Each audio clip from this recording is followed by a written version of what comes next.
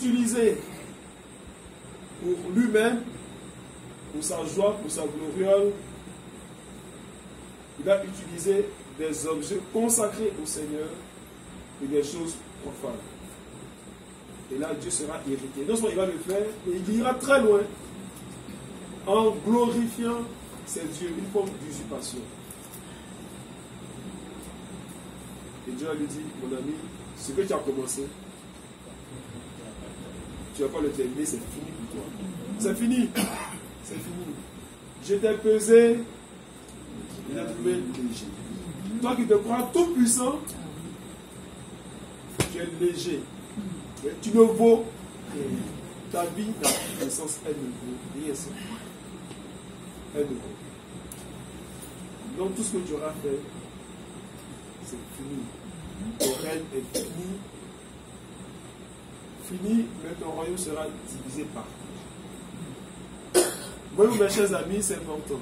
C'est important le respect de Dieu, le respect de ce monde, le respect de sa personne, le respect de tout ce qui est en relation avec Dieu. Par exemple, qu'est-ce qui matérialise la présence de Dieu parmi nous?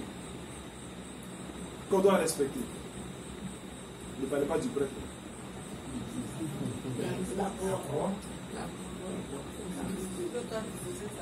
Non.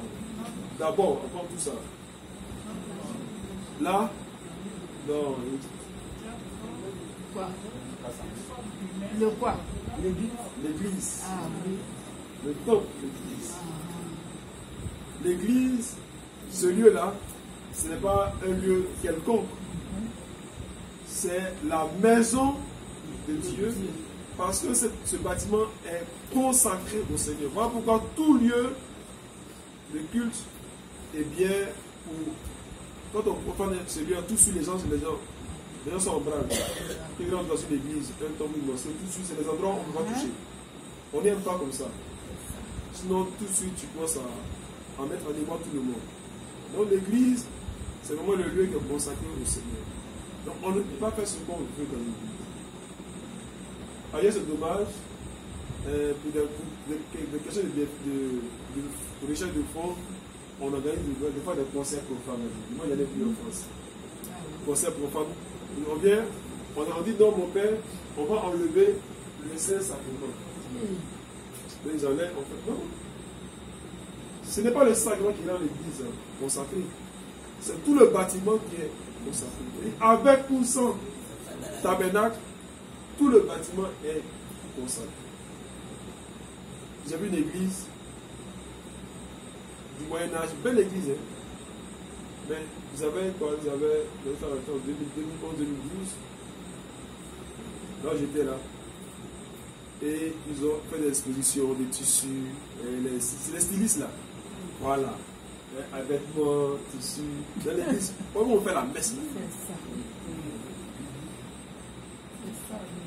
Parce que là-bas, ils ont perdu leurs racines. Ils ont même rejeté plutôt leurs racines judéo-chrétiennes. Pour eux, Dieu n'existe. En Europe, on ne combat plus Dieu, on l'ignore. Donc, on peut faire ce qu'on veut des églises. On prie, tu reviens le soir, c'est conseil, on dansera dedans. Parce qu'ils ont besoin d'argent pour faire l'activité. C'est pas bon. C'est ce que fait le roi Balthazar. Ça peut nous inviter à prendre conscience que l'église là, c'est vraiment le lieu sacré. C'est le premier lieu qui nous permet de prendre conscience de la présence matérielle en griffe de Dieu parmi nous. Voilà pourquoi pour le peuple juif, la destruction du temple de Jérusalem signifiait pour eux automatiquement l'absence de Dieu. S'il n'y a pas de temple, donc il n'y a plus de lieu où prier Dieu, donc Dieu est absent. Et c'était pour eux une catastrophe. C'était pour eux la fin du monde. Ils avaient conscience de l'importance du caractère sacré du temple. C'est la raison pour laquelle le Christ va les chasser. Puisque c'est devenu un lieu de business, il va les chasser en disant: ne faites pas de la maison de mon père une maison de commun, une caverne de voleurs, mais c'est le temple qui est spécial. Donc c'est important. Donc respecter les églises respecter les lieux sacrés et respecter tout ce qui est en train, tout ce qui est en relation avec Dieu. Deuxième point, deuxième lieu qui est sacré, il y a un moment qu'il a dit c'est quoi? Non, tout ça c'est dedans. La personne. La personne humaine. La personne humaine est sacrée. Surtout la personne du baptisé. Parce que par le baptême, eh bien, l'Esprit Saint a été invoqué sur nous. Et l'Esprit Saint nous a sanctifiés, nous a consacrés au Seigneur. Le baptisé, il est consacré à Dieu. Le baptisé, là, il est consacré à Dieu. Par le baptême, il reçoit l'Esprit Saint pour devenir la demeure de Dieu. Sa maison. Et Dieu le dira. Ce qu'il a dit à son fils Jésus-Christ, il le dit à chaque baptême, à chaque baptisé. Aujourd'hui, tu es mon fils, tu es ma fille bien-aimée. En toi, j'ai mis tout mon amour. Ce n'est pas une partie de mon amour, mais c'est tout mon amour que j'ai déposé en toi. Autrement dit, c'est moi-même Dieu qui, par le baptême, vient demeurer dans ton cœur. Quand on lit les textes de la parole de Dieu, c'était nous disent que la terre et le ciel qui ont été créés par Dieu ne peuvent pas contenir Dieu. Dieu est plus grand que ce qu'il a créé. Mais le miracle que Dieu réalise au baptême, c'est que ce Dieu qui est tout puissant, qui est souverain, qui est grand, accepte de descendre et de demeurer dans le cœur du baptisé. Que ce soit un bébé qu'on baptise, un enfant, un jeune, ou un adulte ou un vieillard, c'est la même chose, c'est la même réalité. Dieu vient reposer dans le cœur du baptisé, faisant ainsi du baptisé sa demeure, sa maison, son habitation. Donc le baptisé devient quelqu'un de sacré. Ce qui fait que je ne peux pas faire du mal à mon autre. Alors, c'est pas possible. Jamais sans baptême, nous sommes créés à l'image et à la ressemblance de Dieu. Le baptême vient renforcer cette ressemblance-là. Le baptême, nous les prêtres et les religieux de Dieu, on se consacre à Dieu par nos vœux pour nos promesses. Or, par le baptême, Dieu me consacre à lui. Le baptême, c'est pour une conséquence. On va pas dire par le baptême, on devient prêtre pour quelque chose. Donc, par le baptême, je deviens saint, je deviens sacré, consacré. Donc, je ne peux pas faire ce que je veux à l'autre. Et je ne peux pas faire ce que je veux à mon propre corps. Saint Paul le dit à 1 Corinthiens, c'est le chapitre. Mon corps est le temple de Christ. Et quiconque détruit ce temple-là sera lui-même détruit par Dieu. C'est la sentence du roi Balthazar. Il a profané le sacré. Sentence, c'est fini pour lui. C'est la même chose.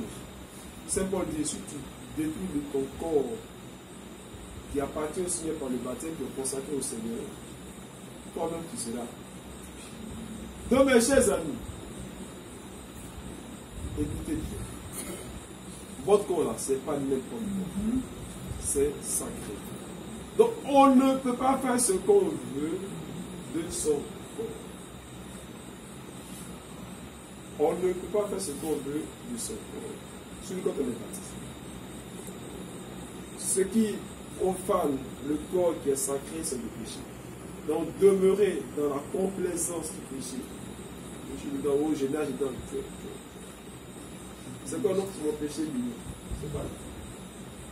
Tu ne peux pas faire ce que tu veux. Et sur le plan spirituel, tu es tenu de rester dans la dynamique de la conversion. Jésus le dira, heureux les cœurs purs, car ils verront Dieu. Ton corps doit pouvoir respecter le caractère sacré de ton corps. Donc prendre soin de ton corps sur le plan spirituel, c'est important. Donc fais attention à ce que tu dis et à ce que tu fais. Tous tes faits et gestes doivent correspondre à ce que Dieu veut pour toi, à ce que Dieu attend de toi, à ce que ta foi te demande. Puisque la foi a une dimension éthique. Je crois au Seigneur, mais ma foi me pousse à poser des actes qui sont révélateurs de ce que je crois. Donc mon intérieur est en adéquation avec mon extérieur. Même sur le plan physique, on prend soin de son corps. J'aime à le dire en riant, pas plaisantant même. tu as de l'eau sur toi. Tu peux te mettre, je vais me laver. Demain, tu as assis ta peau, des boutons tombent pour au sol. Ça, c'est un péché. Puis tu détruis ton corps, tu tombes malade. Tu as tout ce qu'il faut pour être propre. Et puis tu ne veux pas être propre. Ça, c'est un péché. Quand tu détruis ton corps, je n'ai pas dit d'aller prendre les parfaits, les déodorants de 100 000 euros, il n'a pas dit ça. Je dis, même sur le plan physique, le fait de négliger sa propriété corporelle, c'est compliqué. Après, tu vois, tu passes et les gens, quand ils passent à côté de toi-même, tu es dénu quand même. Mais c'est vrai. Dès qu'ils s'assiedent dans ta voiture, tu essaies de pomper toutes les choses, ouvrir toute ta vie, mettre l'équipement à fond pour que ça sorte. Et les gens comme ça. C'est une tête bizarre. Ils ne peuvent pas sortir. Mais quand ils te disent bonjour, là, tu veux mourir. Ceux-là, ils ont tout. Et puis, ils ne prennent pas soin d'eux. C'est pas bon. Il faut prendre soin de son corps. C'est ce que dit le Christ. Il faut prendre soin de son corps. Il faut glorifier Dieu dans son corps. Il faut respecter le corps qui appartient au Seigneur par la consécration pratique. Ça, c'est la première lecture. Dans l'évangile, il est question de quoi dans l'évangile? De quoi est-il question dans l'évangile, mes chers amis? C'est les jeunes là. Il faut savoir comment tout nous.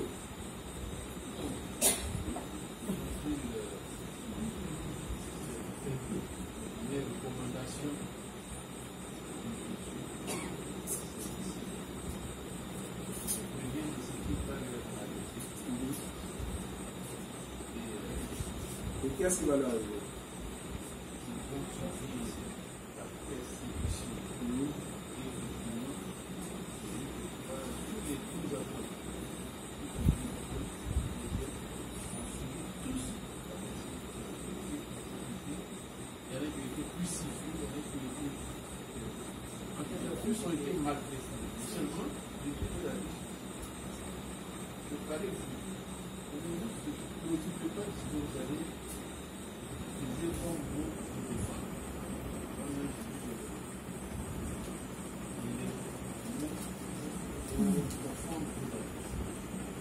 Merci beaucoup. Donc l'évangile met l'accent sur un fait. Être chrétien, suivre le Christ, n'est pas chose facile. Si pour être tranquille, tu veux devenir chrétien, tu ne feras pas la mauvaise chose. Parce que la vie du chrétien doit déranger. Elle doit interpeller. Elle doit pouvoir poser question au monde dans lequel le chrétien vit. Le chrétien ne peut pas se complaire dans ce monde-là. Jésus le dit, vous êtes dans le monde, mais vous n'êtes pas du monde. Donc je ne peux pas vivre comme les autres. Pas possible.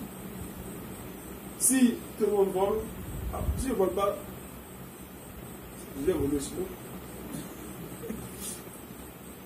Tout le monde ment. Si je ne mens pas, je le seul.